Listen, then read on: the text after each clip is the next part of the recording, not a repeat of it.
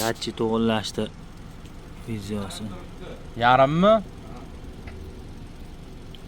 Mana bu yerda, mana bu yerda qo'yila turgan hamma datchiyni nimasi bor o'zi. Modeli. Nomi bor, qancha kilom bilan ishlaydi, o'sha hammasini ko'rsatib qo'ygan. Hozir bizda Bizniki Staylik hozir- turibdimi? Bizda yo'q, Turkiyaniki. Turkiyaniki. Ha. Ha, endi buni mana nimasi sifri o'zi shundoq ham tushmaydi-da. Ha.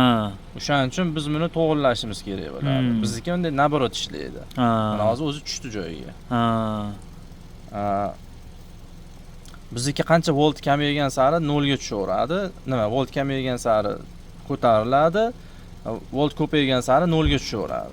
Teskari ishlaydi. Mana hozir volt kamaygan sari o'sha tepa o'chaveradi. Hozir mana uni ham kamaytirsam, bu ham o'chadi. Mana bu yerdan ham bunday qilib kamaytirsa bo'ladi shuni, mana to'g'irlasa bo'ladi mana. Bu ham kamlik qilsa, keyin mana bu yerdan kamaytiriladi buni. Mana bunday qilib mana. Yoki ko'paytiriladi shu teskari. Hozir datchiga qarab turib, ikkita yonib turgan bo'lsa, ikkita yondirib qo'yasiz, shundaymi? Hozir mana datchida orqadagi holatini ko'rib turib, o'shanga to'g'irlab qo'yasiz. Keyin mana datchini mana bu yerda qanaqa qo'yishni ham ko'rsatib qo'ygan mana. Mana nechta 3 ta teshigi bo'ladi o'zi. Mana shunga qotirasan mana deb ko'rsatib qo'ygan mana.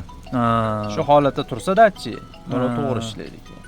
Hozir misol orqadagi datchida ikkita turibdi, siz ham ikkitaga tushirib qo'yishingiz kerak, shundaymi? Shunaqa.